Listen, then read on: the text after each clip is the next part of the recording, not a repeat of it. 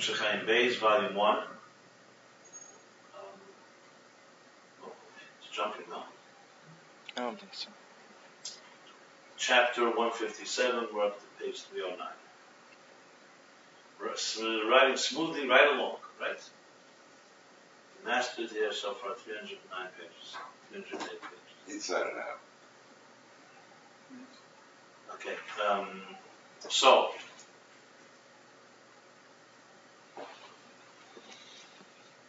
as I had mentioned, he's winding down, or actually he's wrapping up the whole discussion that began, just to keep the flow here.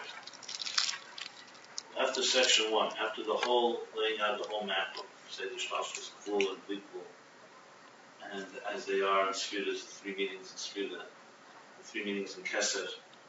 So both in Makif and in Primi we have three levels. Basically, three levels. One is the way immanent energy is in existence. The way you have an energy that is outside of existence, but it's still in between. Think of it like an interface between Gvul and Blikvul, and then how Blikvul is completely Blikvul, the three meanings in Keser.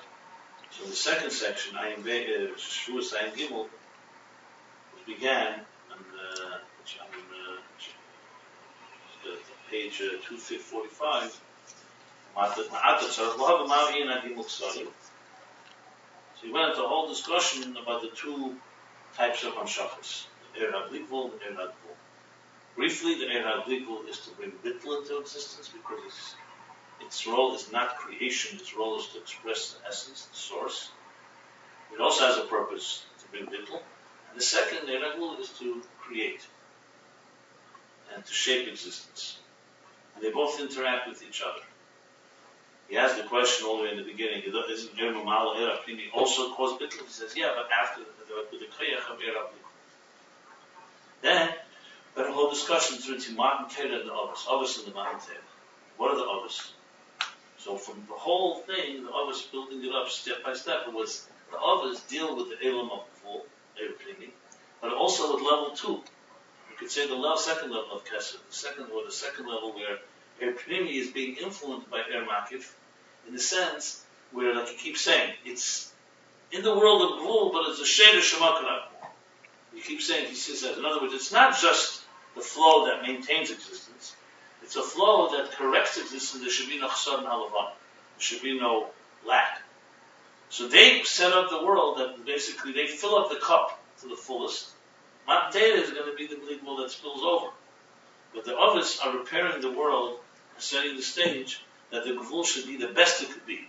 And for it to be the best it could be, it has to be informed by the Blikvul. That's the Iyuv V'chayu Ichad that we learned. What's the Iyuv V'chayu Ichad? The Iyuv, the Shedish of the Eris, is from Er HaBlikvul. That should expand the boundaries of the Gvul, Ad Lidai, that it should already be, that it shouldn't just be Gvul, it should be a Keli for Blikvul. But it's still in the world of Hishtalshus. Except it's like we're Hishtalshus to the edge that you can bring it. So it's an in-between level, so to speak. And this is still not the Er Chodesh that will come from Matan Torah. Now, in microcosm, this is Meichen and Midas. Midas relates to existence. Meichen is to yourself, is beyond higher than existence.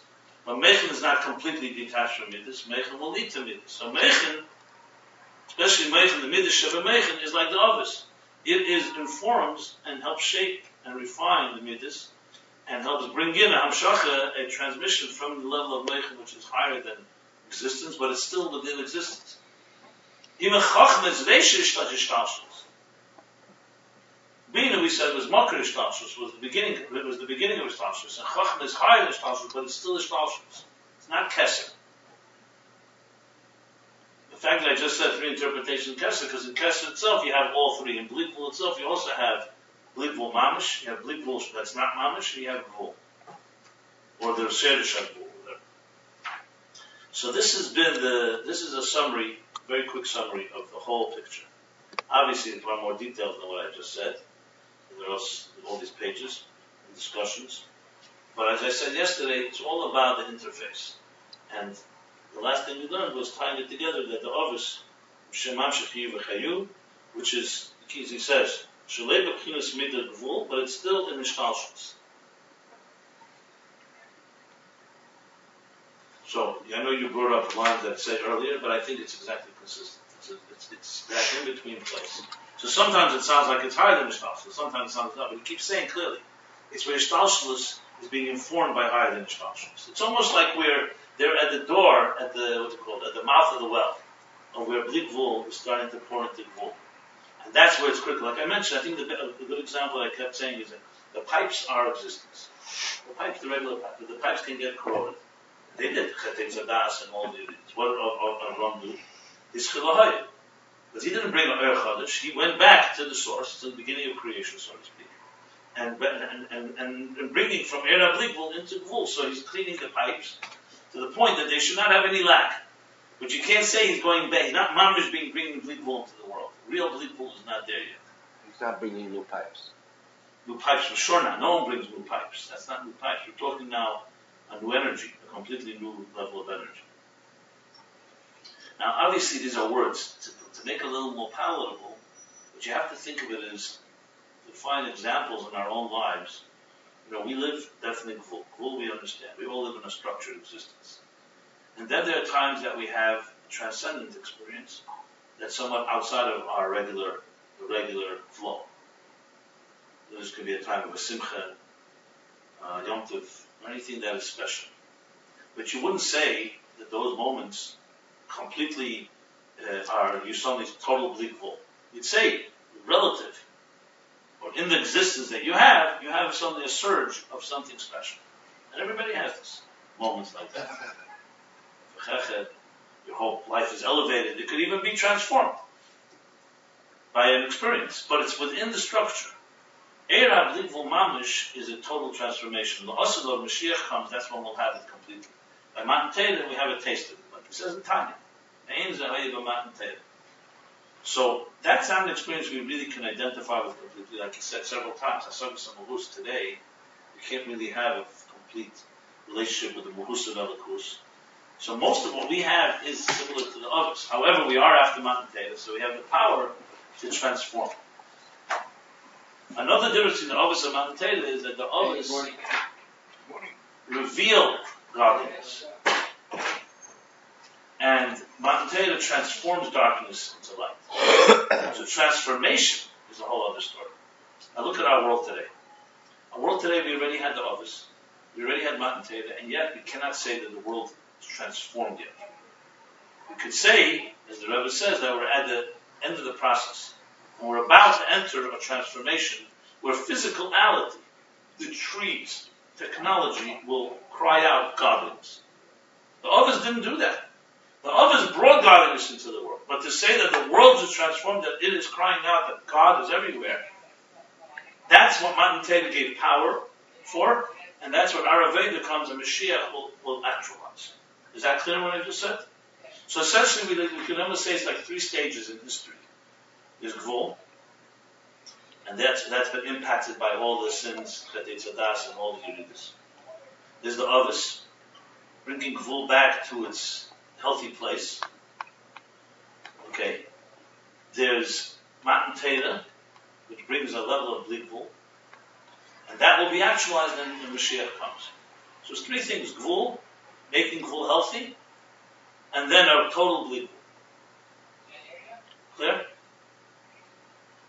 Now, what is total Bli Gvul? Total Bli Gvul is when a Gashmistic thing that is limited does not say me. All that exists is me. Right? That's transformation. That's where the world becomes a kidney for something that is beyond worldly. I just want to make sure everybody gets that, because that's the key to the whole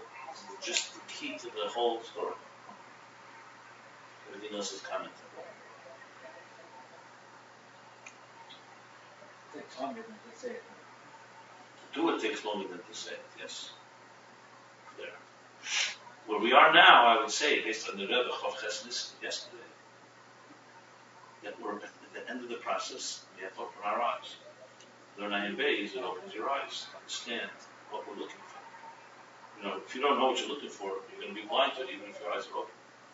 Someone says to you, in this room right now is Elikus, someone knows you need to know first that it's there. The fact that technology today is so advanced. The fact that matter and energy are so interchangeable is a sign that matter, Alukus, the Kalim, have become Kalim for Be'er and even for Be'er Abdi. That's the bottom line. So you use your cell phone, that you can speak to anyone, anywhere, anytime. As they say, anything, anywhere, anytime, any piece of information. That's a taste of legal that transcends time and space with your mobile. Transcend space. Time too. You take your time to travel to get that message. It's instantaneous. Good. It's going to be instantaneous. Now it's reliable as we would. Okay, but I mean to say, When they start getting quantum computers, you see the totally resistance. You see the resistance and the, what they call it. The resistance is lowering. Total seamlessness is Mashiach, but we're talking. We're getting. No, when you have quantum communications, it'll be instantaneous. It's amazing. That transcends the whole world. Would you get the picture? What I said now, everybody understood? Stop here. Huh? Yes? Clear.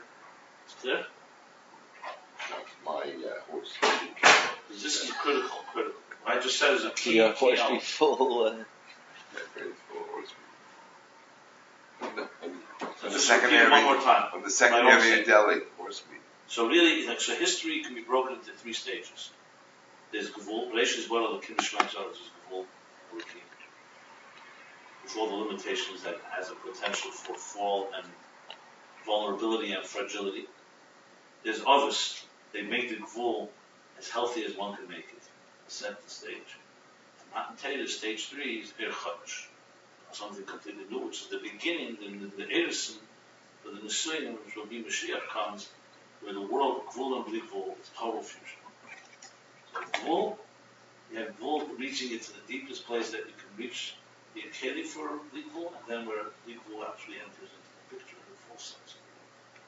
When Mashiach comes, you'll have Evan Mekir Tizak. The stone in the wall will cry out. Where's the other pasuk? Tanya. Yeah.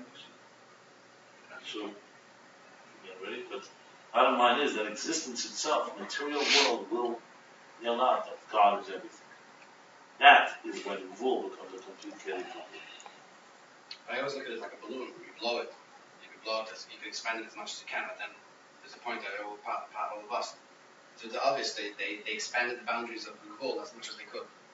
It's all within the parameters of Gvul. Correct. The next step is not busting, the next step is another type of balloon. Yeah. Within the balloon, they could expand as much as they could. That's it. They came up further. Yeah, you could say that in some way. So now let's continue to chapter 157. The last chapter of the I don't know Bible. if I use that example, balloons, but if it works, I understand what you're saying. Last chapter of the Bible. So chapter 157. But Inyan in this is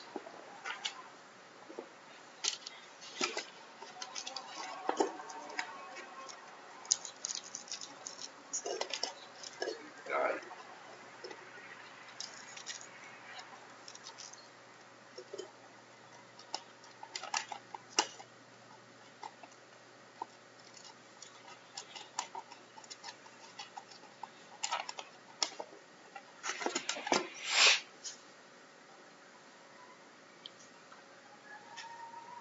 okay, one more thing I just want to say before we continue. So we have this conclusion of this topic of Ivu Chayul Chayul Gabu Chad Chayul Gabu Eris and Kalim according to the Rebbe, Meichen and Midas or Gimel Shen is entertained according to the Arizal. They're the same idea because Meichen is like the earth, especially Meichen itself is Chachma Bina, it's like Chayul Gabu. And the fact that Midas come from it, the Midas, however, are already another step. They don't get the Etzem at Meichen. They come from Bina. That's Chitzeni Zah. The Chitzeni of Zah is more Schalkus, the structure of the wall. And what the others do, Yevachayuchad brings the Pnimius of Zah, and that is the Schalus. So Schalus is another example of expanding the boundaries. It's still gvul. But instead of having a whole bunch of divisive forces, you're taking the world and you understand its coordination, its cohesiveness, its harmony. That is as far as gvul can go. If you don't have that, you have the model. You have Churban, you have Toyu, like it says. First 10 generations was Toyu. Avram Avinu brought Tikkun into the world.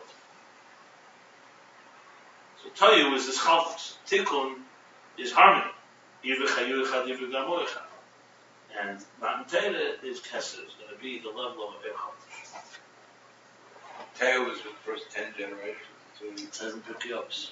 That's Lemachis the first 2,000 years. in Adam Lemnayach. Lemachis 2,000 years. Well, it says sometimes the first 2,000 years is Toyu. I didn't say that. It said the first 10 generations. So the 20 years, a generation of those days, maybe. No. Usually 2,000 years goes till Matan Torah. Well, Matan Torah, then the second 2,000. It says Shitofesh. Yeah, 2,000. 2,000 Toyu. Yeah. 2,000 Torah. 2000 Torah. 2000 when Abraham was 48.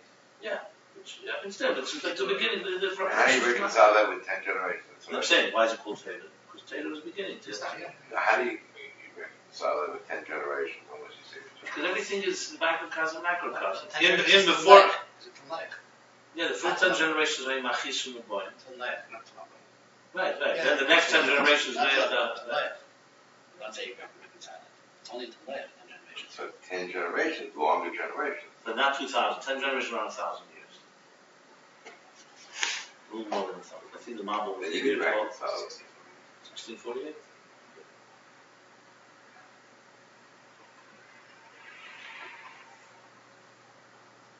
Okay. The Inyan who, chapter 157. The Inyan, this is now going back to the Ovis and the Matan Torah. The Inyan Daimach Seder. Remember, he's now going back to chapter, where was Daimach Seder, if you remember? 40s. Hmm? The 140s. One chapter only went to I think one even earlier than 140. Which was low one. Now start on the right side of the page. Remember.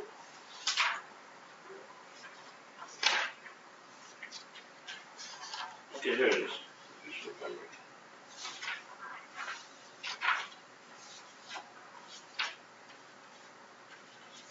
Here. Kuflam is the beginning of it. It's later. The Daimach Seder chapter.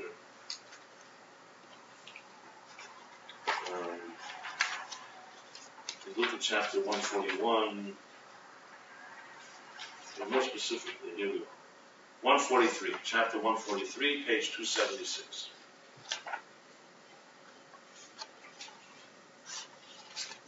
לפי זה, מה ששם שדה, לא שם די, פירש ועניין די, הוא כמו די מחסה. See? The whole chapter on The Chesed. monument? Is that a monument? No, No, Chesed no, is that's fill not up the Seder. empty, the void. Void. Chesed means lack. Daimach Seder means to give him enough to fill his lack. You're not responsible to make him wealthy. But there You're shouldn't responsible to fill in the lack. In other words, Shalom give him Yashum enough that B'Sarfa. he should have enough to live. You'll have it up some bloodless upon him if he was used to it that way. Yeah, whatever he's used to, whatever it is. But I'm saying, Shalom it's not, you Yashum don't need to go, it's not B'Sarfa. abundance, more than his regular. That's going to be different in obviously Matan Torah. Daimach Seder. Taylor was that the world was used to a certain way, and they came to refill it. Yeah, because they lost it through the They Chetah. had it before, so just like that. That was a whole chapter with Mayim, Yabosha. I'm just refreshing myself 1 second. Yeah.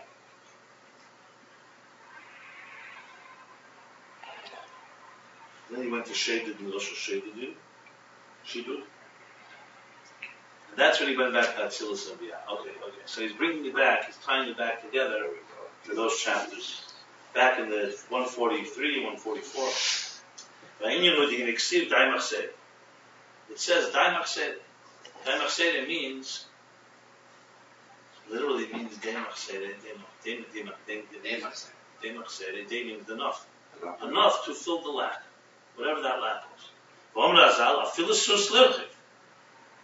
The Eved Lotus. If a person had, let's say, a horse that he rode on, and he had a servant that ran before him, that served him, that did his bid, followed his bidding. Shuzah Ribi Hashpah. which is a ribu hashpa. It's not minimal. It's not the bare minimum. It's even that. You're not responsible to make him wealthy, wealthier than he was, basically. So that was the standard. That was the middle class. Yeah. Or for those that was that way. Okay, one second. The Inyan ha'esher ubchins ribu hashpa shalei b'adrag b'klal. So in other words, there's a ribu hashpa, there's an abundant transmission flow that he had.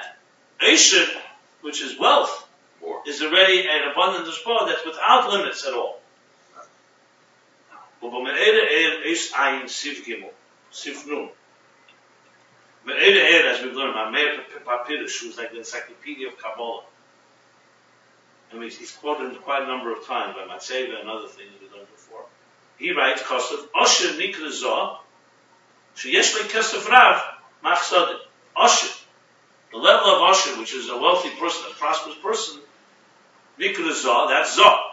Remember we learned about Zoh, the Midas? Sheyesh Le Kesef Rav, Machsodim, that has abundant silver from Chesed. Kesef and Zov, silver and gold. So Kesef is usually Chesed and Zov is Gvura. That's right. Color. It's the color also. Colors, that's a reflection of the color. But Zov, gold is a little White, red. Yeah, reddish. And Zov is, and silver is more whitish blue. So Kesef. So that's what he says in Meireh, that Oshir is the level of Zov that has a Ribu Hashpah. I'm sorry, Rav Chsadim from Shesh the Kesef Rav Machsadim. Peter's Kesef Rav. What does Kesef Rav mean? A lot of gold, silver, or money, gold wealth. Shanimshach Mchinis Tof Almen Dichsufim.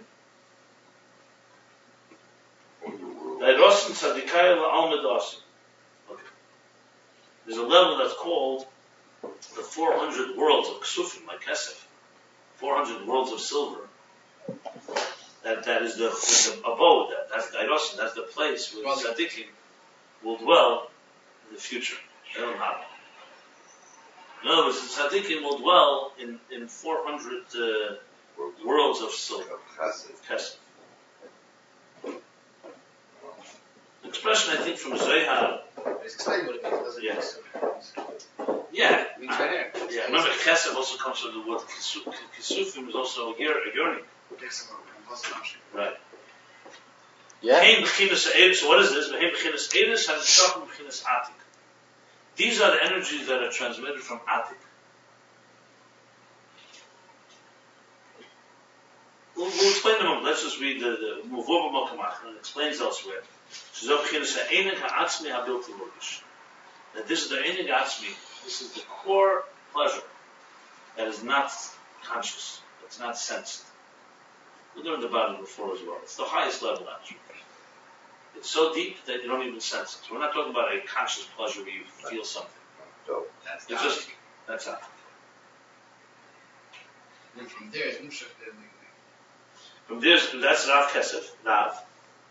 Wow. That's Nimshach Chsadim. That's rough. In other words, he's trying to explain that this Zoh is not regular Zoh. This is not even primitive Zoh that he said before. This is not just mitzvah. This is, we're talking here Esher. We'll soon get back. He's explaining this level of a shittus. Did he say Bilti Morga Shabbat like Avoy Loin or something? No, this is higher than Avoy Loin. This is in Kesef Rav. In the Mo'era.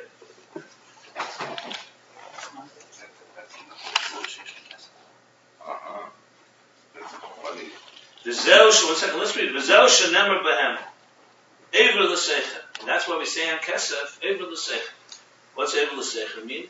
It means this is an exchange. This is a way of doing transaction. That merchants. Ever l'seicha means it's something that's used by merchants for an exchange. It's reserved currency. It's accepted worldwide.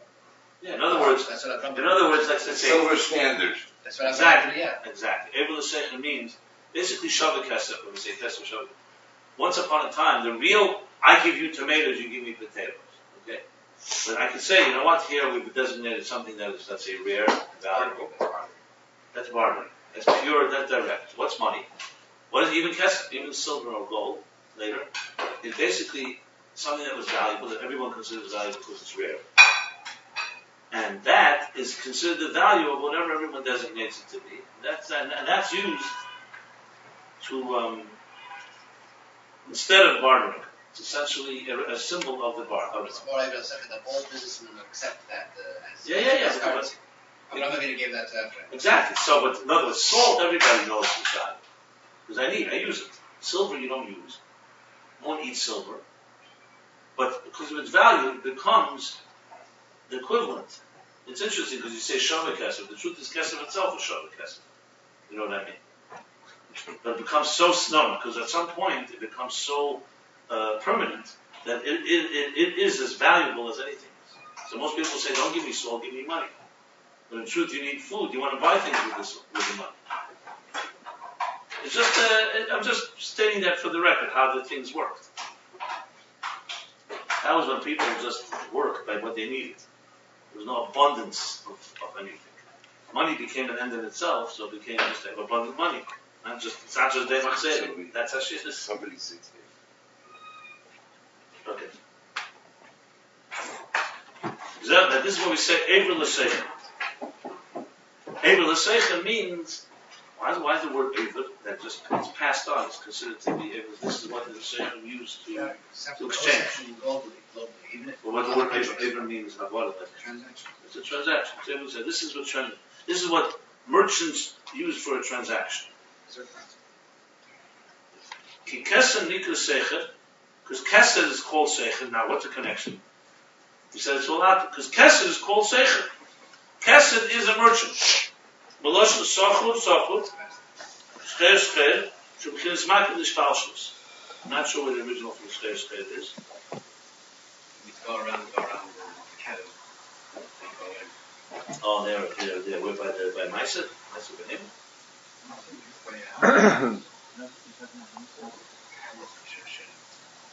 Oh, okay. So Lashon Seicher from Lashon Schcher, and that's a makif for Ishtalshus. So it's a makif. Schcher means to go around. Circle. Oh. Okay. Circle. So it's makif Ishtalshus. He basically, one second, there's all now levels. So Kesed, which is of course Akif, is the Kesed. So we said like this. The Kesed Rav is the 400 worlds of silver in which the tzaddikim will dwell in the future, the Ilm Haba, future, the next coming world. This is the areas that come from Atik.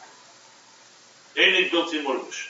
This is Ever L'Seichen is the Kesed that comes from Seicher is Kesed, and now we're going to say the Kesed, the Ever L'Seichen, that which comes from, Seicher is Kesed, the merchant.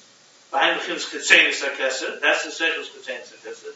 The Chin is Iguli Arich. So we know Kesed has two parts. There's two parts to Kesed, Atik and Arich. The Chechenis Kesed, the outer Kesed is called Arich Hampin. The Igulim of Arich Hampin, the Igulim, the circles, that's Schcher.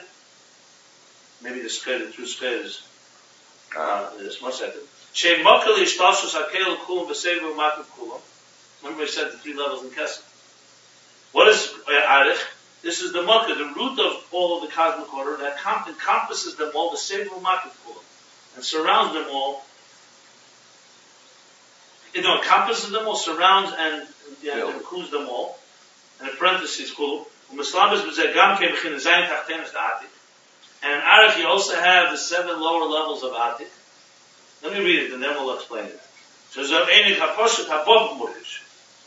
that's still, the Einig HaPoshet is a pure and plain pleasure, simple pleasure, but it's already sensed, not like the Einig Bilti Murgush you mentioned.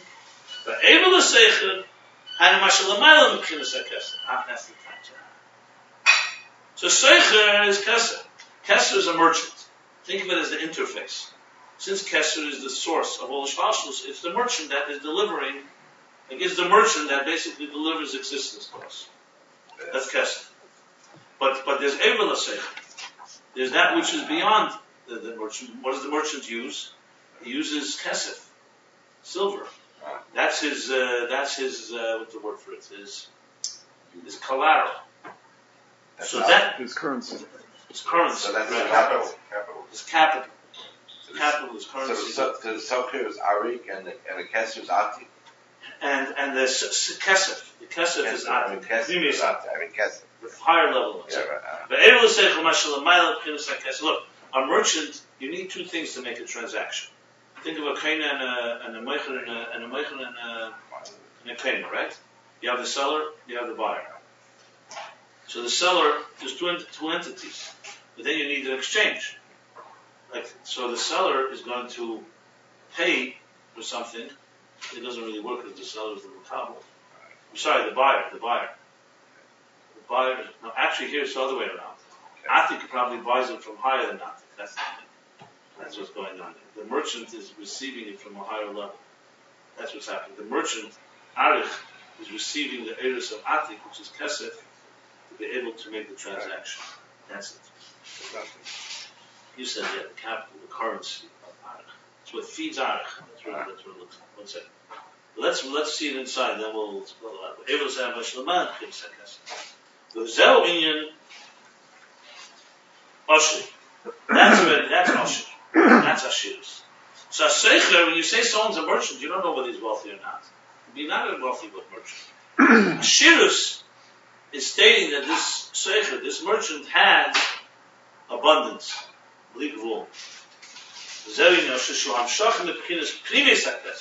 That's why the transmission of the inner dimension of Kesef. That's not at all even considered a source for Ishvashos. Like we learned in the third interpretation of Kesef. Remember there were three interpretations back at the end of the section of Vayigash, the end of the manual of Vayigash. Compare it soon. Okay. But that's already Ashirus. It's not even a mock. Capital is like, in economic terms, capital is like the eraser that you don't touch. You don't, unless it's Exactly, we said that before, yeah. treasure. The Keren. Yeah. That's the Karen. I mean, here, not speaking really in those details, but clearly, Arich is going to do Arich does touch it. There's going to be the But exchange. compared to what it gives away, it has Yeah, huge exactly. So here, Backs up with it. just to sum up, here's what we're talking about, the levels. The Gemara says, "Dai machsere v'iyat mechuyev l'asher." That when you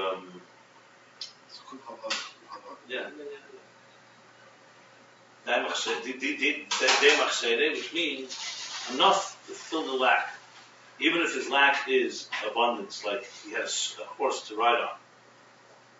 This is a responsibility we have to give somebody who Loss of money. right, who will suffer a loss. Even or if you had a servant that served him, that ran before him. That's the So that's Daimach Seder. We're going to soon learn that that's the Ovis. They fill the lack. Matan Teda is the Ashiris. Didn't spell it out yet. What's Ashir? So first he talks about the levels in Kabbalah. So let's just sum it up. So Daimach Seder can also be an abundant. For example, if the person's used to having a horse and other luxuries, but not more than that. You say someone is, you're not responsible to make him wealthier than he was. You're responsible to bring him back to the status he had before he lost, which is what the others will do. The status of the world before Chet Eitzadas, essentially. They filled the Levana to be complete, and it shouldn't be diminished. What's Ashirus? Ashirus, it says, is unlimited, an unlimited flow, without any limits. In Kabbalah, this is the level. He's going to say, he says, Asher Nikra Zah, that has abundant Zah, Kesef, silver, from Chsad. So that means Zah is having an abundance, as he says, from Atik. Eres and Shachan Atik. Which is Einig Bilti Morgish. So, in a way, what you said is actually very good. It's like a capital that remains concealed. You don't even feel it. It's an inner pleasure that is not even conscious. It's a completely unconscious state of contentment, of satisfaction. This is one of the highest levels. Aiden, it's called Aiden Stima, Aiden Atzmi, Bilti Murgish. There's different words for it. Okay. He says this is the word, and this is the meaning of Eivul HaSeicher. Evel Seichel is that silver is the given commodity that is that is considered by everyone as value. So Keser is Seichel. Keser is the merchant, the outer level of Keser, Arich, and also the lower Zayin Tachtenus or Atik. But that's still a pleasure that is conscious. So in other words, you could basically, you're aware of it, and it's anything that you sense. And that is still connected. That's the beginning of Ishtalshus, the source and Matik of Ishtalshus. Guilty mortgage is like a state of bliss. Oh, no, not a state of bliss that you're conscious of. No, you're not conscious. You're just in a state of bliss. Contentment, sort of like it's like. I don't want to go into it right now. Yom Kippur is It's probably a lot deeper than that. Probably we don't experience it so often. Like Not if you would the experience it, you wouldn't experience it. As soon as you're aware of it, you wouldn't be experiencing So maybe we're experiencing it. Maybe that's what a rock feels like. Maybe a rock feels like that. All these rocks. If you look at the end of chapter 1, Nine Base, he explains it a bit. I don't want to go there for a moment because it's going to distract us all the time. We'll talk about that later, what that means. First, let's just get the levels right here. Then comes Evel HaSeichel is Mashlomal Chitzakesef. See, Evel HaSeichel literally means something which merchants pass on. What do we? How do we touch? Evel HaSeichel means The concept of legal tender is anything that you can pay a debt with will be accepted by anyone. right. So the word Evel means literally to pass on. Evel HaSeichel. This is what is accepted. The tender, that is just used in any transaction. So the word Ever here also means beyond. So it's beyond the merchant sort. So the Mailam Chitzakes. And that's Ashur. The Misakes is higher than Shtashlus. Okay.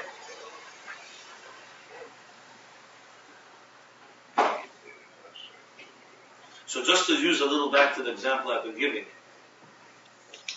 When you have the regular flow, let's say the regular flow of electricity to appliances, or the regular flow of water or through pipes. There's a flow, there's a regulated flow from whatever, the reservoirs that gather the rainfall, it transmits and it generates, and it pumps the water through the pipes, pumps to our homes and so on. It's a regular flow. And what happened, but this also has a certain fragile and vulnerability because the pipe can break, the water can get rusty, the pipes can corrode. So let's say the pipes now are flowing, the water has been constricted with weeds, whatever. I'm just using an example. What do you need to do to get back to what you had Daimach said? You need to go back to the source and just either pump, more pressure, or you got to clean both things. You got to clean up the pipes and make sure that the flow is back to what it was. So you could say when God created the world, that's how it was. He created the world, created a world as good as perfect as it can be in a world, in existence. It's never less fragile and prone to corrosion and everything that happens in nature. Chet Eitz Hadas, well, actually, not what happens in nature, what human beings do, is destroy. Chet Eitz Hadas, and then the 7 generations that we learned in Medrash began to corrode the whole structure. The Shekhinah was removed and left the world to the point that the mob will have to actually cleanse the whole thing out altogether. What did the others come and do? They cleaned out these pipes. They went back to the source, as it was in the beginning of creation, getting back to the way it was meant to be. Now, obviously, you can't say they did exactly the way back. It was, like you said before, it's better than it was before Chet Eitz Hadas. But still, it's not that they completely transformed the existence. They just brought it back to the healthiest place that it could be. That's Daimach Serek. That's like bringing it back to Arich. So the world wandered away. Arich was the root of the Shtalshus. Shtalshus are the pipes. Shtalshus got damaged, you can say, in some way by the sins. Others went back to Arich and brought back the energy to make it back to the way it should be healthy. But it's not a shirus. It's not total bleak vul in the existence, which will be when Mashiach comes. Matan Torah, on the other hand, as we learn, introduces a new dimension that can transform the world. You can actually transform the pipes that they never should be corroded again. To that extent. Forever. So in other words, not just getting it back to normal functionality, or best functionality, or perfect functionality, but ashirus. So they brought that will bring the hamshacha from atik. Atik, that's a completely different level that has the power because it comes from Glikvul Mamish to actually transform the whole picture. Another example you can give is health. We have a healthy body. God bless us with a healthy body. Then something happens, whether it's disease, impediment, some wound, some accident, and you need to go back to get health. Not every doctor will say no doctor creates health. You just have to stimulate deeper the immune system, and you can stimulate the healing powers of the body. So you have to go to a deeper place, either through intervention or through medication or whatever it is, and you bring back more energy. And that's why a person who's not healthy, once we get a cold, they get rid of that particular strain, and you get it again. Now, other things that healing can end up being deeper, but it doesn't mean the person is not able to get sick again. And then there's a whole other state where you bring in a whole other dimension where a body will forever never have to get ill again, which is of course for Mashiach's coming. But that's when the Neshama and Guf are so seamless, and they don't. There's nothing in the body that's punctured or damaged anyway that doesn't allow the soul to be with it forever and ever, which is Chisa Mesa. If you actually think about it, death is an aberration. Because why would a soul that has infinite power ever have to leave a body? The only answer is because the body has been somewhat punctured. It would be like, without consideration of evaporation, why would liquid ever have to disappear from a cup? The only way is if you made a hole in the cup, you puncture the cup. So if you puncture the body, which is basically what Chet Tzadaz did, the Neshama can't rest. It's like an appliance that will ultimately erode and wear down, and not be able to contain the energy. Chisa Mason, that's why it says that if Adam Achava did not eat from the tree, they would have lived forever. Original sin. It's not a miracle. That would have been the night. Why should they not? Why would a soul? It's like electricity. Why should electricity ever run out? The only reason is the bulb burns out. Or there's not enough electricity. But here we're talking about a neshama that is connected, a divine force that has as much as it needs. The only reason is because the bulb, because a physical bulb or a physical body just simply is unable to contain it. Once that's repaired, there'll be a point where there'll be basically seamless flow between matter and energy, or matter and spirit, which is ultimately the ultimate of Mashiach and Chisa Mesim. Like he says in Tanya, Perek Lamed Vav, Me'ein zeh hayeh b'matan Torah. Matan Torah is that begins that process. The others do not do that. The others, as he says, they bring as much as you can to reinforce the gvul. But they don't bring, until Matan Torah, they only have the power that they have, so they bring it all the way to the Sherish or Mokar V'Shnalshus, which is also quite an achievement, especially that they did it on their own, without a power from above. Shesh Nibran. Shesh Nibran. Yeah, Shesh Nibran, right, exactly. And they also therefore they have the power to reveal godliness, but not to transform darkness to light, as it said. That's all there's something Schwarzen is. Yeah. Or before Matan Torah. That's different. Yeah, maybe that's what we said before. No, it's different, Today, after Matan Torah, it's very possible that if the Shem and Shvasim are higher. For sure they will. And then they said Yashem the Gufon, which is the Ganmur.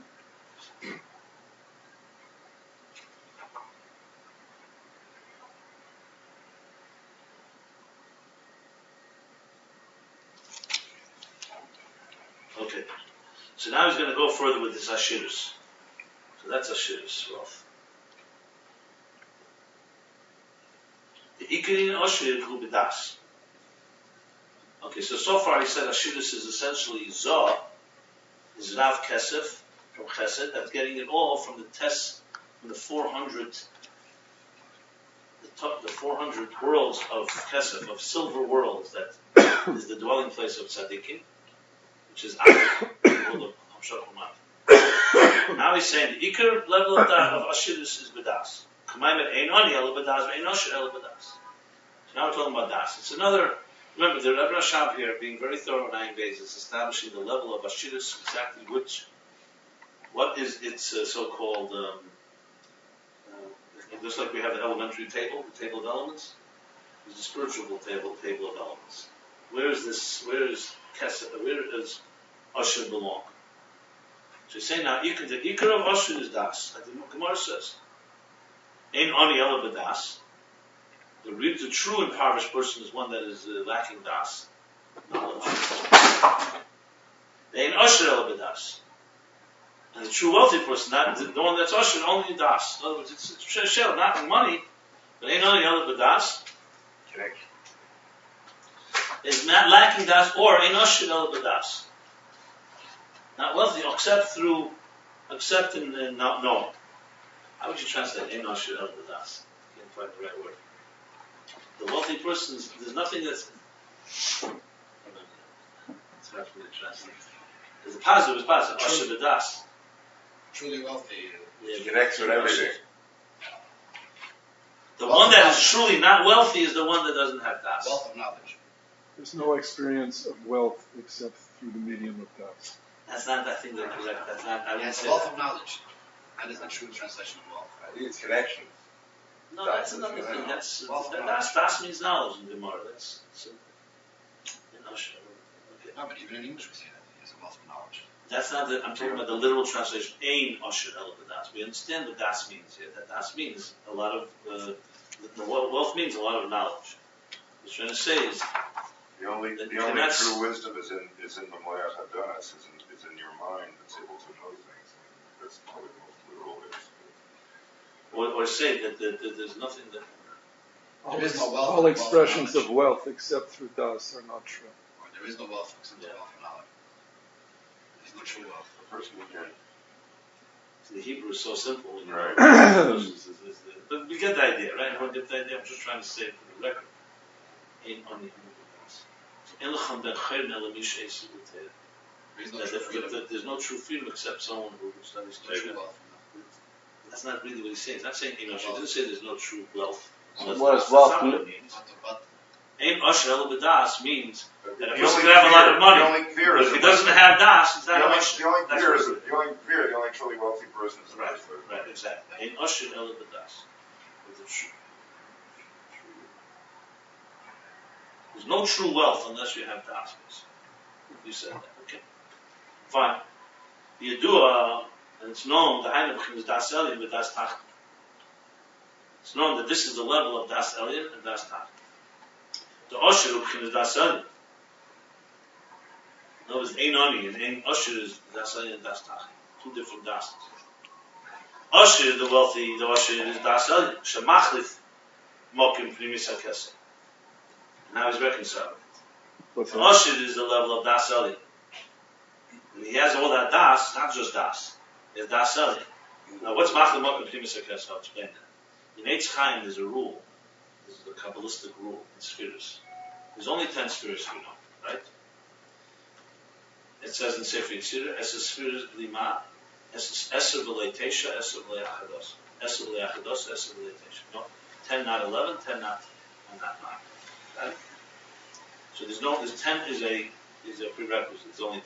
However, you start counting, you have Keser, Chachma Bin and Das, Keser Gut, the first Nesach, you say, well, that's 11. So Eitz Chaim asks this question. So there's some, like the Pardes, that say Keser is never counted, it's just not. It's outside of the realm. You don't count Keser. That's why there's a Pardes from the Maramak, or Moshe Karabiro, he has actually one of the first opening in the book, he says, Ima Keser or Ein Seif. There's a Masmachlek, like a book of Mukabbalah. If Keser is Ein Seif, then there's no problem. It's not 10 spheres. The problem is if Keser is not Ein Seif, Keser is one of the spheres. So Eitz Chaim reconciles it like this. This is a rule from the Arizal. That Kesef and Das are replaceable. Interchangeable, I should say. So it says Keser is, Das is Machlif Malkim HaKeser. The words of the Arizal are like this. Keshe Keser Nimna, Ena Das Nimna. When you count Keser, you don't count Das. Keshe Das Nimna, Ena Keser Nimna. When Das is counted, you don't count Keser. The question, however, is when do you count this? When do you count that? What are the conditions? It's not random. So the answer given, and this is the answer given, is that when you count the spheres from their pneumius, you count Das, because Atik is Ein Sof. You can't count it apart of spheres. You count the spheres from the Chitzenius, you count Arich, and therefore you don't count Das. Got that? The logic of it is as follows: Das especially Primis Das, like he's saying Das earlier. Das is different than Chachma Bina. Das doesn't really have a Chitzenis. Because his Das is discussions. Either you have it or you don't get it. Chachma, you could say, Chitzenis Chachma, Chitzenis Bina, Chitzenis Chesed. But Das means bonding with something. Discussions. Total connection. We say, even in the sexual realm, we say, En Kisha Ela B'das. Either you have it or you don't have it. There's such thing as have Das. Das can't be split into parts. Das is an intimate, like we say, Adam Yoda as Chava. Das is used as an expression of intimacy. Intimacy is intimate or not intimate. So Das is a fundamentally primistic entity.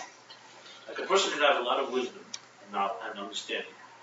You get an idea, you innovate an idea, conceive an idea, develop it into millions of details. You really get it. But you don't have that aha. Das is the conclusion. Like he says, sometimes Das is hargosha. You sense the truth of it. You bond with the truth of it. The Tanya says it's kashrus. It's more than just chachma bina. That's a far more qualitative jump. As a qualitative jump, it's either primis or not primis. So therefore, Das, when you count the primis of the spheres, you count Das. And primis of Kesser can't be counted because primis Kesser is always outside of the realm. When you count the spheres in Chitzenius, Das can't be counted because Das doesn't have a Chitzenius. And therefore you count, that's when you count Kesser. That's what it says. Now, the thing is like this. It's more complicated than what I just said. Because according to this, since that's the question, the Rebbe Rashab asked this question. It's one of the only questions that were never answered in Chassidus. Tofre Samachay never finished the Hemshech. So we only have the question and the answer. The Rebbe actually writes in this index on the Rebbe Rashab that the answer to the Kasha related to Chassid Tevis. He asks the question, if that's the case, the Arizal language doesn't make sense. It's not if when you count Das, you don't count Chachma. It's two different scenarios. When you count spheres, it means you always count Das. When you count Chitzenius, you always count Kesed. So what does it mean that they're changeable? They're not changeable. It's two different counts. But that I don't want to go into that right now. I just wanted to point it out in case you think. I do want to say the following. Sometimes you will find in Kabbalah Chassidus Chitzenius Hadas, which contradicts what I just said. But here's not the place. In Eter, he talks about this. The Chitzenius Hadas is not the Chitzenius that we're usually talking. In the premise itself, there's an element of Chitzenius, but not. Just want to also qualify that just in case you have this question. I'm just qualifying because he's saying in one line, he just said Das Mashal Machlef, but that's what he means. So now this also reconciles the issue. We just said Ashiris. His previous is Keser, and now he's saying Ein Asher Ela B'Das. The answer is because Das and Keser are interchangeable.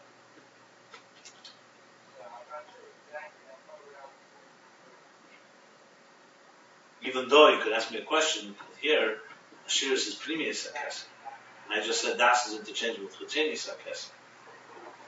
But it's not really true because Chitzenius HaKeser is not that. Das is a Plimi. But the question is a good question, but I don't know the answer to that. Changeable with the treasure chest. So the treasure is Atik, not Atik. Right. That doesn't really. But he's saying, nevertheless, he says that here. So he says that. So Chinas Das Elyon Shamachlik Mokim Plimius HaKeser. Clearly says it replaces interchanges with Plimius HaKeser. Two levels. There we go. There's always an answer like that. And that's what in the Morim it brings. Right. Oh, so there's Who had Das? That's Tony's hat. Okay. That's what he said. I always wondered where we said Penimus Atik sometimes. I haven't heard it, man. Of course we say Primis. Yeah. We said it before. Primis Abba, Primis Atik. Yeah, We discussed this. We did, but I didn't. Okay, so now one second.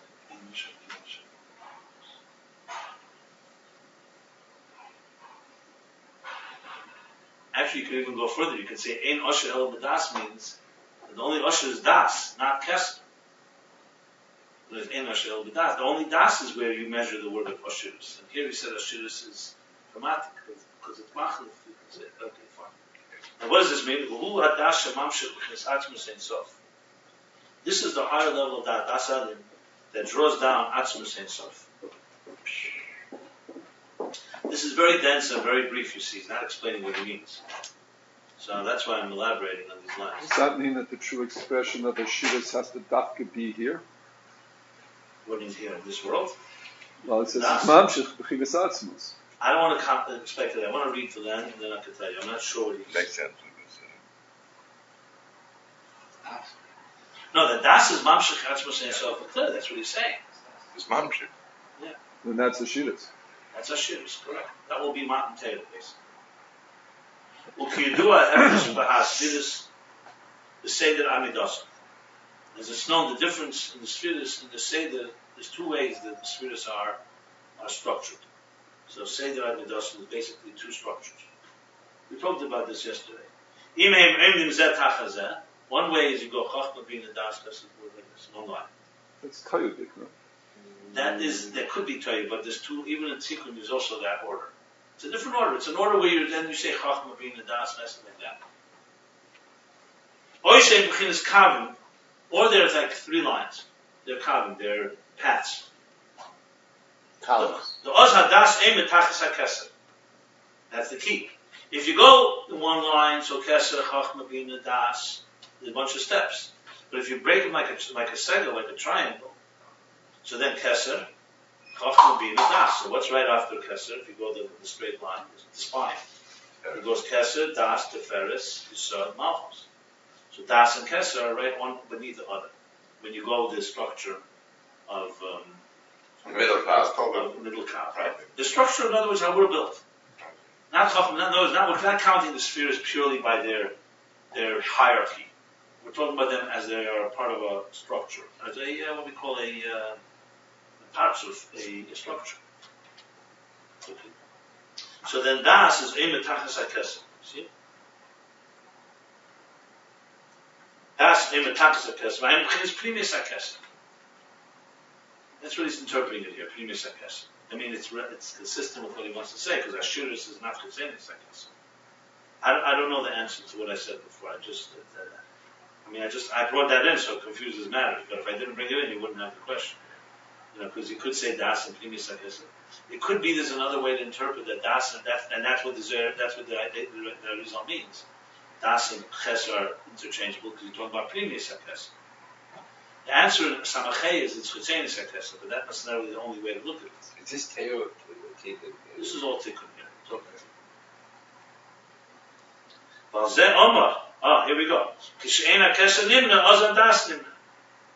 And this is what we say, that when Keser is not count, when you don't count Keser, then you count Das in the 10 spheres. Okay, it's very clear that the simple interpretation in Eitz Chaim is for sure that Das and Keser are interchangeable. You don't count Keser, you count Das, which really means that your Mamshech, if you say Keser, in Atzilus through Das. That's the simple interpretation of Eitz Chaim. That's The when problem is it that stands. Rebbe Rashab asked the question, that's what I referred to before.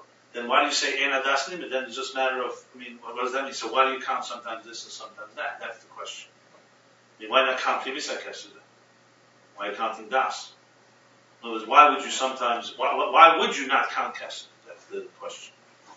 But okay, fine, we're not getting to that, because that's just the... But bottom line is that Das does replace Primis HaKesed, essentially. Because it can't be a treasure that's removed. You have to be a flow from the treasure. Most likely that's what's going on, because it's not just Ashiras that remains, Hidden, like he said before, the capital that remains always untouched. Yeah. You are bringing it into Ishtalshus and such. Because that's what Matan Torah did, exactly. V'zeu she'atzilus hu b'chinas atzmus le b'chinas hafroshes ha'ara levad. Oh, 1 second. That's not atzmus. The commission is boiled the ill, pay the kuflan is that. Well, then I gotta see kuflan is that. Just the unique one. That's a new one. This was Crowley. This is atzmus. Tzilusum, b'chinas Ginam Mehusim. Who's atzmus hakav?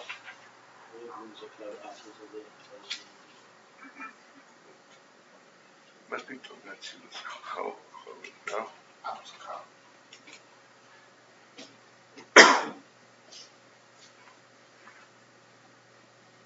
Interesting. Okay. Maybe that's what's a couple. That is the Pnimius Abba Natik. Remember he spoke about Abba Ibn Elohim. Yeah, do you remember he spoke 2 levels of wisdom and Bina, Chachma Bina. One is you conceive an idea, Bina, you comprehend the idea, fine. Then he goes deeper, remember the Nukudis Ha-Emes, what do you call it? Nukudis Ha, that's Bina. Samsus. Nukudis Ha-Emes. I'll tell you right away, Nukudis Ha-Emes, where is it?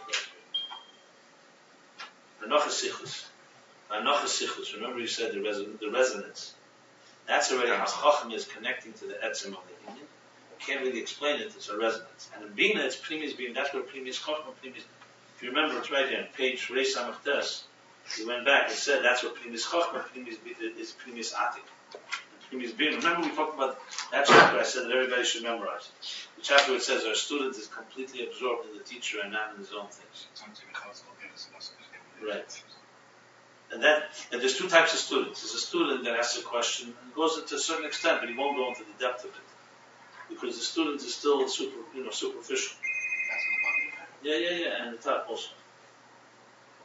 And then there's a student. He said, You're "Some Kabul Chel Isabein is a previous union." going to see on the 10th tomorrow? Yeah. 11:30. The Mitzvah Yam, Mitzvah Mayim. Yeah, okay, good. So bottom line is there's a dimension where Atzilus is not just a hafrosha would be just a separation. Atzilus means an emanation. It's an emanation from the source. There's a point where Atzilus, remember in the interface, that Atzilus actually touches the Etzem. That's what we're talking about Ashirus now. So without Ashirus, Atzilus is like we said, the regular flow. But it's attached to Arich, so there's a flow going from the unconscious to the conscious. But if you want to have a connection to the unconscious, the unconscious, as we've discussed, that's so-called Primi. That's where Das reaches. Das reaches right into Primi Sakesa, into the essence. That's what he's saying. So that's Das Ali. Now there's Das Tachten the Ani. The Das Tachten Shamam Shechair to say the Shtalshins. Actually, I don't know if that's the Ani. It sounded to me, Ein Ani Elabadas.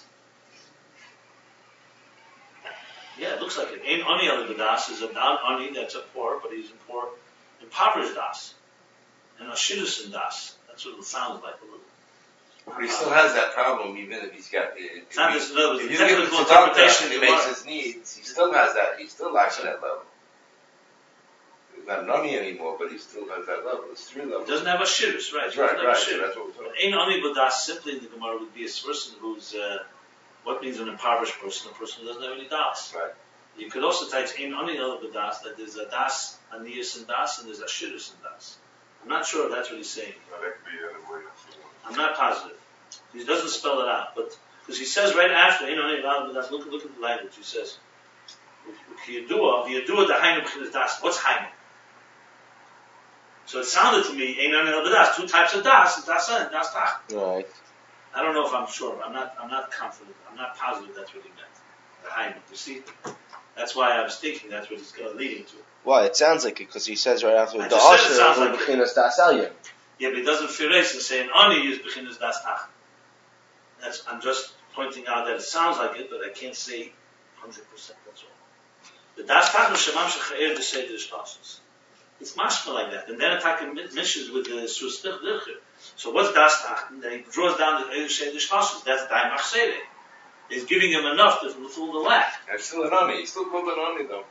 Compared to the Asher, right? To that minute, he's not an Ani. But he's not getting an influx all the time. So then you have to give him again tomorrow. Yeah, that's what I'm saying. Yeah. Okay, so this, like it says elsewhere. Okay, so now we've established what it is in Kabbalah. It's a level of Das that reaches into Atik, which is the Kesef. Over La Seicher, that's higher than the merchant, which is Chetzenis HaKesef. Arich and the lower levels of Atik. Okay. That's what Ashirus is. That's the levels now. So now, V'zen, you're in Daimach Sede, and this is the level of Daimach Sede. Which is the level? Shamam Shechair Sede Shtasis. You're only drawing down the earth of the structure of the cosmic order. Then you're fulfilling the lack. It's only filling the lack. The void. Hainu Am Shachar Sede Shtasis. That's a transmission from Sede Shtasis. It's not bleak vul with abundant without limits the flow. It's a flow that is definitely a healthy flow, and repairing and healing and everything, but it's still Seder Shloshis. This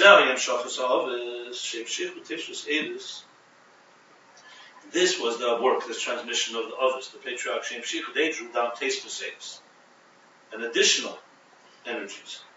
They didn't just draw down the regular flow of that maintains existence.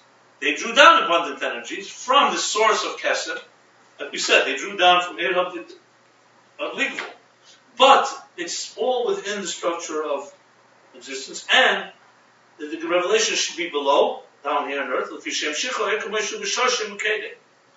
they drew down energy as it's in its source. They did go back to the root and the source, to the mouth of the well, as we said.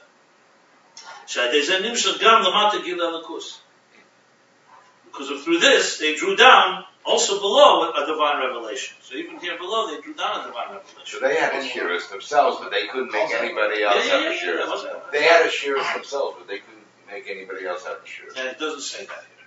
But if they were able to draw down from the mouth. Yeah, they were very special people. Well, Avram was an Ashir, and I'm sure he had Ashir's B'das. However, it's not Ashir's B'das of Matan Torah. That's the bottom line. Torah goes out of its way to show that all three were Ashir. So they themselves seem to be at that level. You're adding something, or you're explaining I'm this? just saying what this. It doesn't say this here. But you're saying it makes sense, but the Rebbe Rashab doesn't say. That's what I'm distinguishing. It's fine. I have no problem. We know that they were Ashir and they were great people.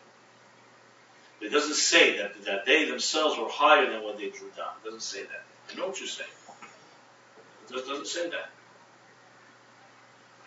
Obviously, the logic is that that's the case, because they had to be able to draw down. They had to be extraordinary. In some ways, you could say they had more power than after Matan Torah, because they didn't even use the power of Matan Torah.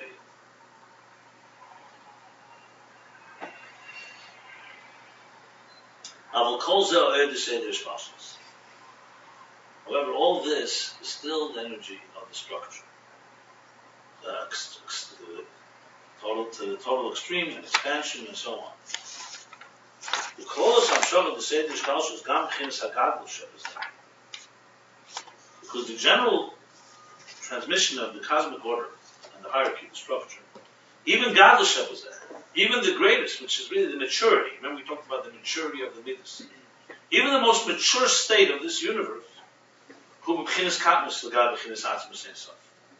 It's still a state of katnus, of immaturity, and diminished and smaller than compared to Atzmus Ein Sof. Baruch Hu. Shalamar L'Maylam Seder Shloshis, that is higher and beyond higher of the entire structure. K'mesher Kosim Mokamach.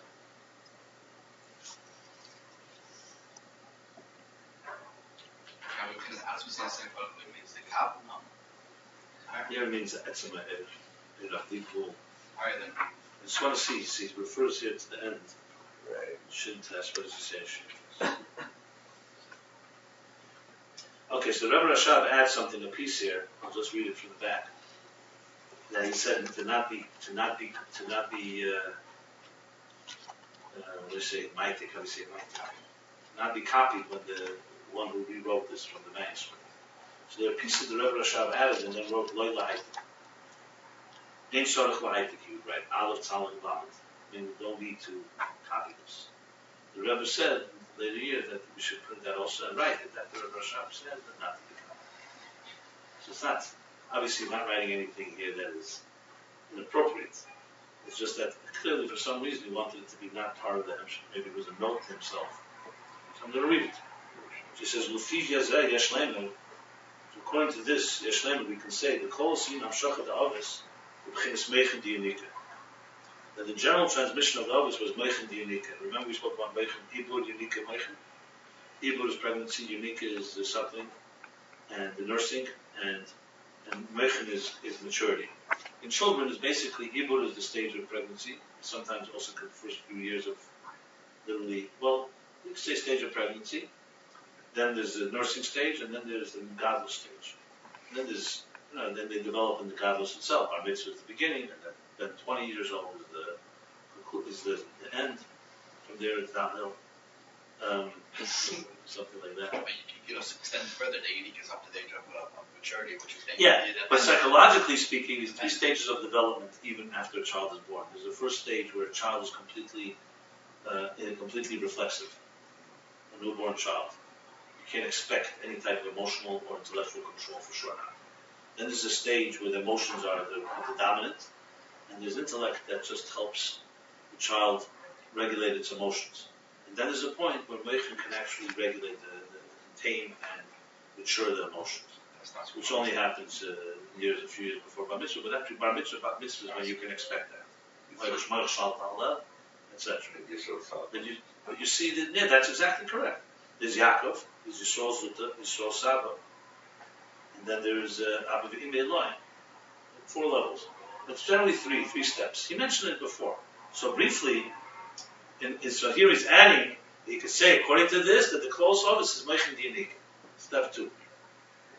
As we learned earlier, we learned that is Meichen Dinik. It says, Levan. Shezem B'chinas Meichen Di'ima, Ke'eim HaMeinekes, as B'no U'Megadle. That's from the Meichen, the mind of Ima Bina, like a mother that nurses her child, and the Magadle, and Raises him, makes him grow through that. It feeds him, nourishes him. So Meichen actually is consistent with what we learned earlier. Remember, we learned this that the Avis are Abba V'Ima Tatayim, and primarily Bina. Yeah. Like it says in this L'Kutera, Da B'Yem Hashmini Atzeres Kenishin. V'zeh Inyan Shem Shaddai. Oh, Mar Birchas Shidayim. That's the explanation. That's Birchas Shidayim. We talked about Shidayim as being the breasts that do the nourishing. That's the level that we're talking about Shaddai. That the others were the mother that nurses. Chinas Meichen Diyadik. And Matan Teda would then be Meichen the guidance. Practicing you saw Sabatuna and Chinas Nihidambo. Yeah. Why he writes it here and not in the actual thing, the only reason I think so, because there's a little contradiction between this and what he said in the last chapter. If you remember, he said that the obvious is Iyu v'Chayuicha, and he said Chayu is primarily in Chochmah. Maybe that's why he's not putting it in it, so it could be a little confusing. There's no contradiction because everything here is microcosm, macrocosm. It all depends on what level you're talking. But he has this here. Okay, interesting. There's definitely ties together stuff from this chapter. That's what I told you. It's all connected. Yeah. What chapter? 136. Okay. So now let's continue. And that's why they're made the primary hamshach of the others.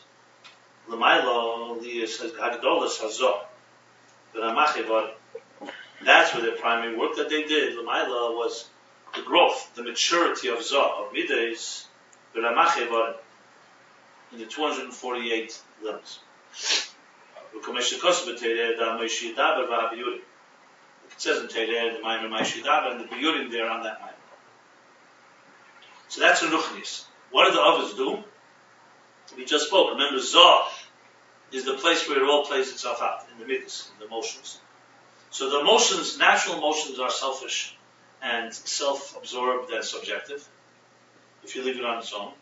And that's what happened. It helped destroy the universe. The others come and mature the emotions, that the human emotions and the world's emotions should be aligned to the source. So it's maturity, like you just said, Meichen Diyanika. The addition. But that's the maturity of a Mizrah. It's talking about tools, isn't it? Yeah, Netzilis. Yeah. And the maturity of Mizrah, that's Lamayla.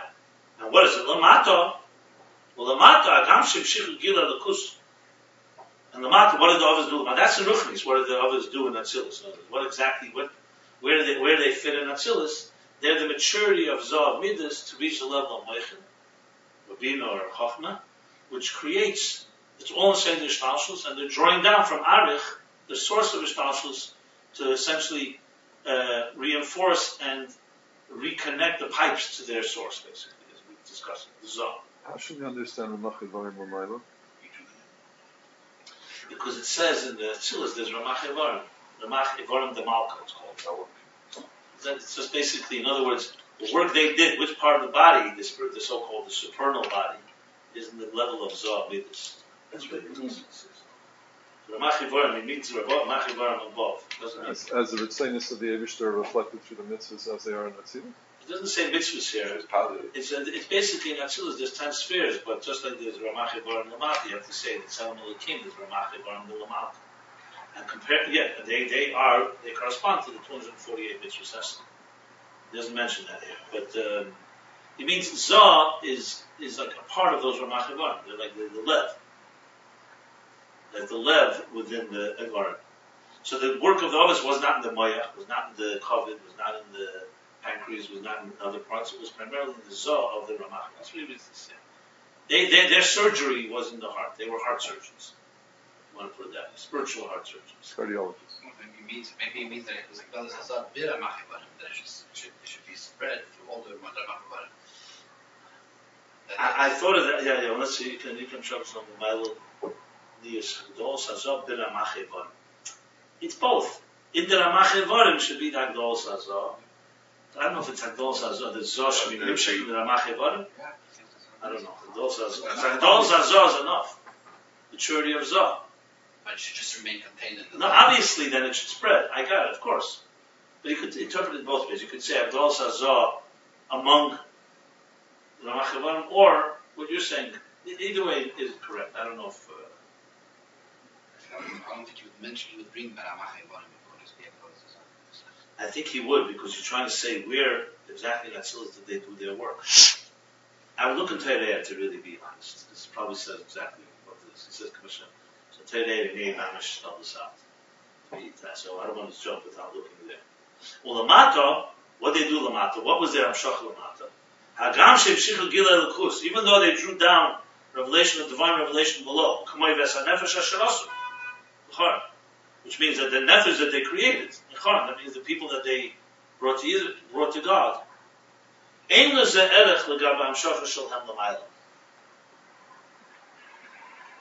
is not comparable to the amshacha, the transmission that they caused above. So it's true, they did cause change in this world, and they brought people closer to God, and they, Mamshach, as he said before, Gila Lakus Lamata. You see this in all the work that Dovas did. But you can't compare it to the real Amshach they did Lamayla. In other words, in the surgery room. In Atzilus, that's where they did the main work. Yes, it's brought that the nefesh they made it Quran disappeared, here after it's only temporary. Correct. And you see B'chal their work. And that's Muslim. Havahainu mipnei shahayu b'b'chinas katnus adayin. It's interesting that what he's saying katnus adayin b'chinas yanika is exactly what he wrote in that edition. So why they take it out, I'm not sure. Because the others were still in a state of katnus, relatively speaking. And only nursing. And that that's why their primary transmission, their primary drawing down Hamshacha, their transmission was above. Why is that devolved from being from the aspect of katnus? Think it the other way around. Once there's the total maturity of Matan Torah, it has the power to actually transform existence. They have the power to be mamshecheres. The transformation is not possible yet. It simply means think of it this way: when a mother is nursing a child, you're nourishing the child. You don't really have the power to give the child the ability to go out to war, let's say, or to go out there and just conquer the world. Your power of nourishing, your power of preparing the child, sustaining, and also making the child grow. But it's still a preparatory stage compared to the real battle, so to speak. But here your child is synonymous with Lamaila, which is why I'm having difficulty with the Yeah, but the child is like Lamaila before it comes down Lamata when it would be an adult. That's how I would say it. So like Matan Torah, you really can go out and change the hefts of the material world. In this stage, you're like Nehi. And think of it this way: the main work of a mother nursing a child is primarily in the home. It's still in a very controlled environment. It's not ready to just go out there and transform. That's how I see it. So it's still a state of consciousness. It's still a mila, meaning it doesn't have the power to really go into the real world and transform. That's just what he means. Consistent with what he said 2 chapters ago. He said something like that nature. He says the others can only draw energy into the world. They can't transform darkness to light. We still have these levels today after Matan or You have to say that. The Chelik Tezvav Sikha, where the Rebbe explains how Ovis today there's two stages. And all of us have the stage of Ovis before Bar Mitzvah, for example, is Ovis compared to after Bar Mitzvah. And there's always all the levels are everywhere. They're human development. Yeah, for sure. The Chelik Tezvav Lachmacha, the Rebbe Mantar says That's more in the Fetish. about the Gerin. But that's given because then the Chumash Bereshis wouldn't be relevant today after Matan Torah. Why do we have Heiros from Avram to Yaakov? So clearly there's that level. In development, it's like before, remember, before Matan Torah is like before Chinuch. There's Chinuch before Bar Mitzvah. Matan Torah is Bar Mitzvah, and Rosh Hashanah is like the wedding. Or the Nisuin, the conclusion of the marriage. That's generally so in Ruchni, the Ovis is the sphere of Atzilus. It's the work in Atzilus. The Matan Torah is the work in Biyah, bringing down Biyah. That's what you always had. Avram Yitzchak Yaakov is Chesed Gvur, the first of Atzilus. Yosef is Yesod of Atzilus, who began to draw down to Mitzrayim Yaakov. The Elul tells us Yaakov Yosef. But that's still not enough. Matan Torah, Moshe brings it down Mamish in Biyah, and after Golus, this is the work is down here. So the Ovis really, I discussed this at length. Remember from Teres Chaim, the Ovis essentially, the whole Sefer Bereshit is the Sefer HaYoshar, is really laying the groundwork for the Koyach Mais Ovis Simul Lebanon. Their work was to essentially. It's like laying the foundational elements that we would later use in our work afterwards. So it's always there. Obviously, Ovis after Matan Torah, the work of Ovis after Matan Torah is different than Ovis before, in general terms. But there is always those relative levels.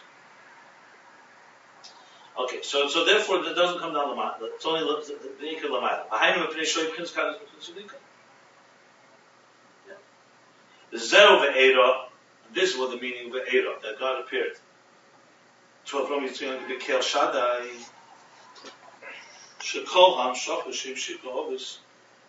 All the transmissions that Ovis stripped down, Agam Shayib Hem Giluyim Nailim, even though they had unbelievable, Gevalik, Nailim, exalted, lofty,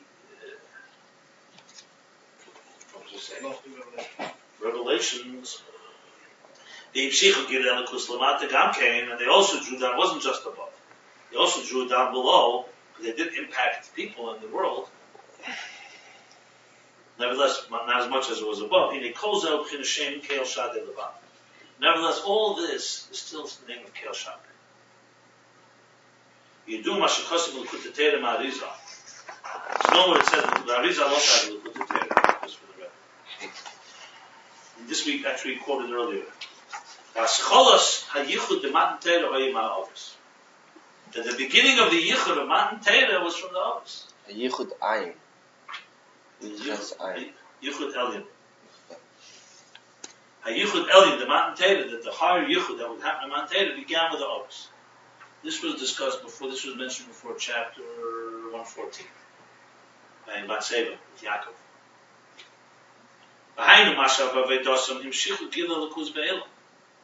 Why? Because they didn't. There wasn't nothing that they did nothing. They did Giluyim Nailim, we could just say.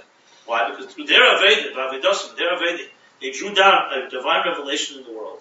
The Liyas B'chinas Bittul Be'elam. And that there should be a Bittul in the world. They did introduce Bittul in their interactions and in their behavior, as we learn in Chumash. Nevertheless, this Yichud that began from the patriarch Zeh B'chinas Kel Shaddai. It's from the level of Kel Shaddai. So Dai Machseder. Aval Ikra Yichud Shem B'chinas Shem Havaya, the primary Yichud, primary unification that happened from Shem Havaya, Zeh Nasa Yedei Matan Torah Dafka. That happened specifically, exclusively through Matan Torah. Shem Havaya means Yichud Shem Havaya means say everyone. Not necessarily. No, Yichud Shem Havaya is compared. Havaya, Kel Shaddai, all the levels we're talking say the Shashas. Havaya now would be like Atik or Etzem Ha'er. You say Yichud Shem Havaya, don't you mean Yichud Shem Havaya? No, I wouldn't say that. No. No, the word Yichud is applicable even without that. You can say Yichud. Is a Yichud from Kel Shaddai, is a Yichud of Shem Havaya. Yichud means unification. Unify Yud K to Vav K? No. There's a Yichud from Shem Havaya. There's like a Yichud from Shem Kel Shaddai. Separate things. So there's Yichudim from different levels.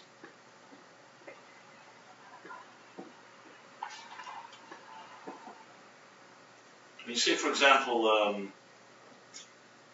Havayu Elokim, it's a general idea that Havayu and Elokim are one.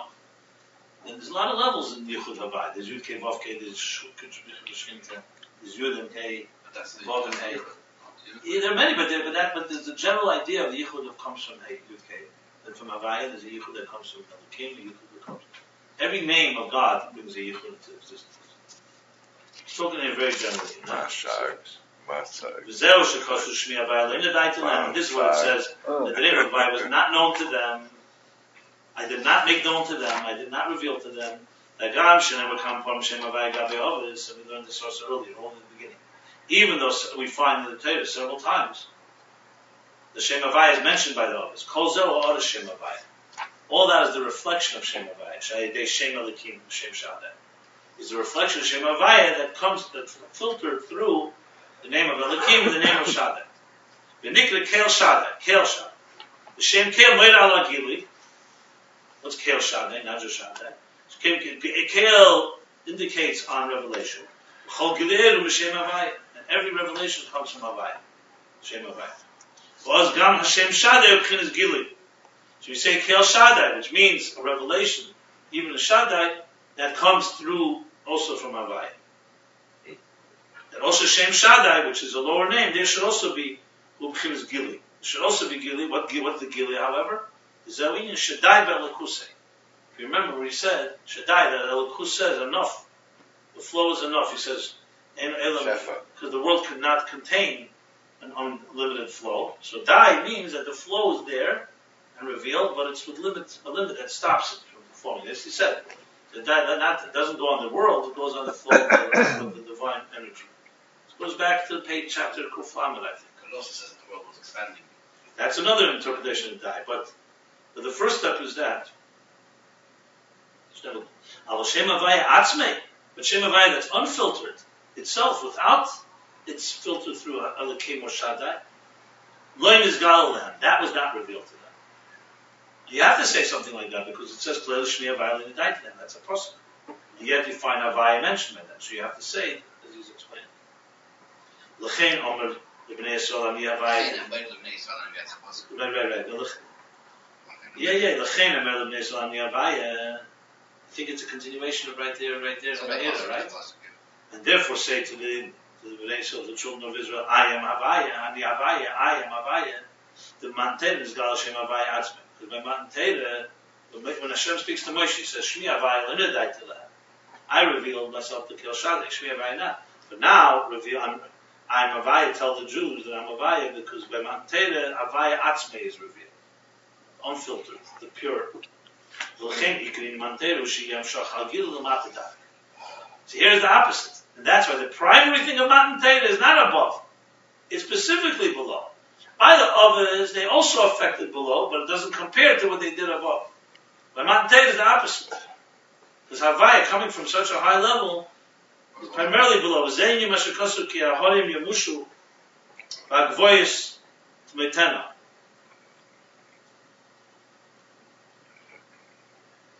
Which means the hills will melt. The mountains will melt like voice. And the voice, the hills will, will also melt. Also means like breaking point. Break or lose their thoughts. Yamushu is which is melt. Oh, Yamushu is moved. Move. Voice Metena will melt away. Dislodge, doesn't it mean what instinct to dislodge it? Move it out of its place. Maybe. Destructurize. Falter. Like Baltimore. Falter. Chazdei. So hills, mountains and hills will so-called erode and diminish. The chazdei meitach, but the love from you, lo yamush, will not be removed. Ubris shleimi lo tamet. And the covenant, and the complete, the shlemi, the covenant of peace, or the complete covenant, lo tamet, will not Falter. falter. I thought competition in one belt. It happened, Okay, no, I'm fine. What is this in, what is the level in the Ruchnis? The Horim ain't office. The mountains are the office. We learned this with Boyce Shalem, remember? Shem Shichu Gil Elikus, because they draw down, they transmitted the divine revelation. Ikam Shachos Moy L'mayla. Their main thing was L'mayla. On the peak of the mountain. The mountain. On L'mayla. But Ayman al-Zek Yehorim Yemushu. And this he says that the mountains will move. Why? Because it's not permanent, like what second. Because they did Ikram Shos in the mile.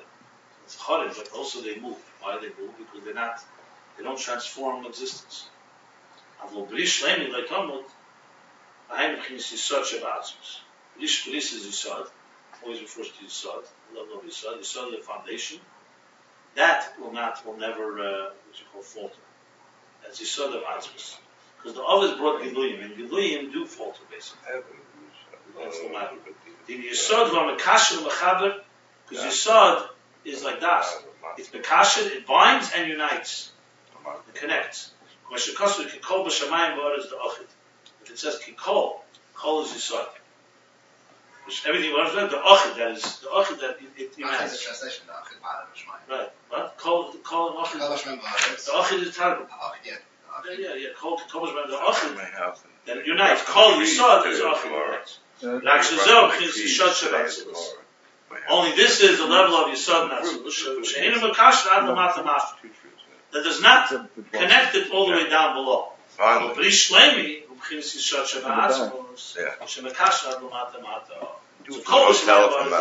a unity in Atzilus.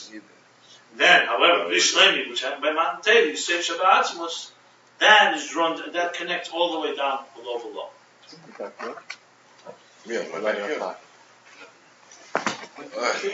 So we'll stop here. We did chapter 157. We still have to conclude the Maimer, which we'll do. Right,